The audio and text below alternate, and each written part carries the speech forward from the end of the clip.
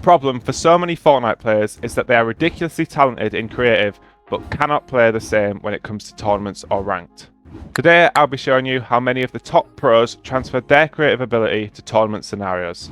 If you have the ability in creative, then it is definitely possible for you to start placing extremely well in tournaments, and maybe even start to get earnings after you have watched a video like this to help you. Your skills in creative are literally your potential for competitive play. The first thing you need to think about when transferring creative skills to tournaments is having realistic practice. Everyone wants to play creative because it is undeniably more fun than playing in-game 90% of the time. But depending on what you play in creative can massively determine the progress you make. For example, playing zone wars instead of 1v1 build fights will still give you that creative experience, however, will give you a much more realistic feel to what it would be like in an endgame situation. 1v1s, however, you have infinite mats, there's no third parties, you have no use of awareness, and most likely are using weapons that do not even exist in the current meta. If you want to practice with a duo or a trio in creative, then you have to be playing 2v2 or 3v3 realistics. Do not play team mode zone wars. Although realistics do not mirror an in-game fight exactly, it is 100% more useful than playing a team mode zone wars, which is literally based off whoever can do the fastest 90s. Just make sure when playing creative, you are playing the game modes that replicate tournament and in-game situations the most. The second factor to playing like it's creative in-game is your FPS. 99% of players will get much better FPS when playing in creative. For example, some of you may get 240 FPS in a creative lobby, however only 140 in-game. 140 FPS is perfectly playable and does not make that much difference. However, if your brain is having to adapt from playing 240 in creative to 140 in-game, then you will not be used to this, making real game situations much more difficult. An easy fix to this would be to cap your FPS in creative to the frames you get in-game. This way you are always playing at a similar FPS, meaning your eyes do not have to constantly adjust to the different frame rates. This makes creative much more like an in-game scenario, and the less differences we can have from creative to in-game, then the easier it will be for you to transfer your skills across. Moving on from FPS, we will talk about ping. Ping in Fortnite is extremely more important than it is in any other competitive game. Most players have good ping in creative, however in tournament scenarios, their ping is average at best. Now, you may think you cannot do much about your ping and that it's just based on location. However, there is one tip I highly recommend. If you either have bad ping or just a bad connection in general, then I would highly recommend you use exit lag. It also allows you to reroute to the Fortnite competitive server in your region, meaning your ping is instantly reduced in-game. After personally using exit lag for around 2 years myself, the game is nearly unplayable if I do not have this enabled. I'll leave a link near the top of the description for you to go ahead and try it, but I would definitely encourage you to give it a go if you have any problems with your ping in-game. The fourth factor of today's video is going to be me simply telling you that you are playing ranked wrong. Many players queue into ranked aiming for diamond or grinding for unreal. However, this is a very inefficient use of your in-game practice time. If you are playing for placement or grinding to rank up, you need to change the way you look at ranked. Think of it as a way to engage in as many fights as possible and a way to practice as many different scenarios in a short space of time.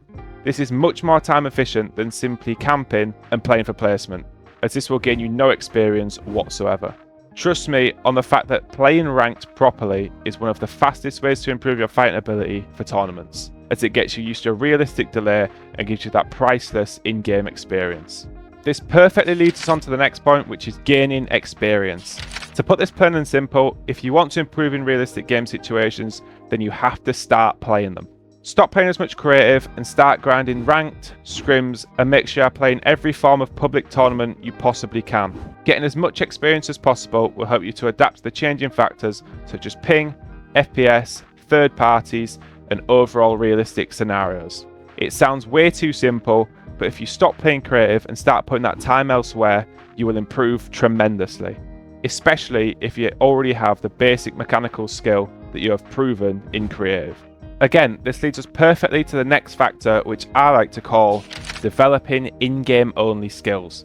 Now, what I mean by this is there are certain skills that can only be developed by playing in a real game situation. These skills cannot be practiced in creative. Some of these skills are dropping along with loot routes and off-spawn fights, mid-game and end-game rotations, as well as map knowledge and spawn locations. Playing in-game will develop all these skills, and by playing creative you cannot physically improve on these aspects of your game.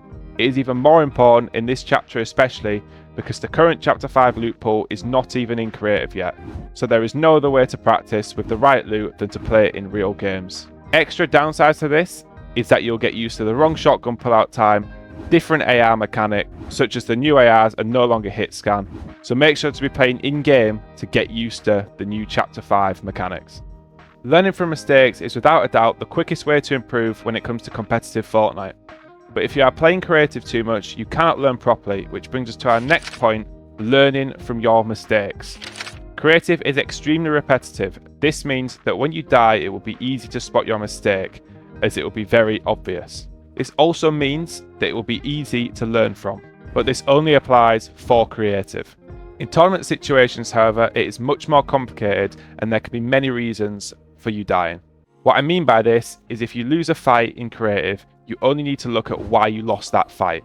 On the other hand, in a tournament scenario, you may die for many other reasons, such as taking a fight you shouldn't have, making bad mid-game rotates into areas you shouldn't be in, or just making bad decisions in general. It may not simply be because you made a mistake in a fight. This is why you need to play in-game more and start to learn why you are getting eliminated in these different ways.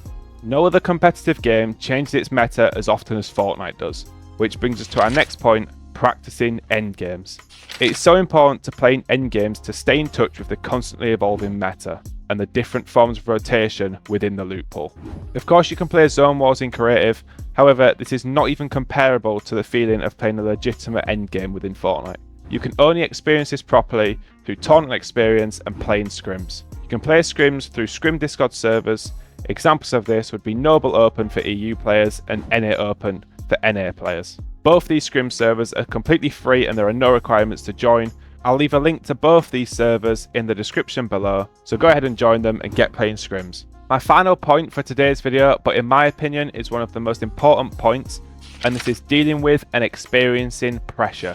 When playing creative, you are well inside of your comfort zone, there is no pressure or major downsides if you lose a fight against players from your own friend group. This will not prepare you for taking mid-game fights in huge FNCS tournaments where you physically have to win. Otherwise, your tournament is over.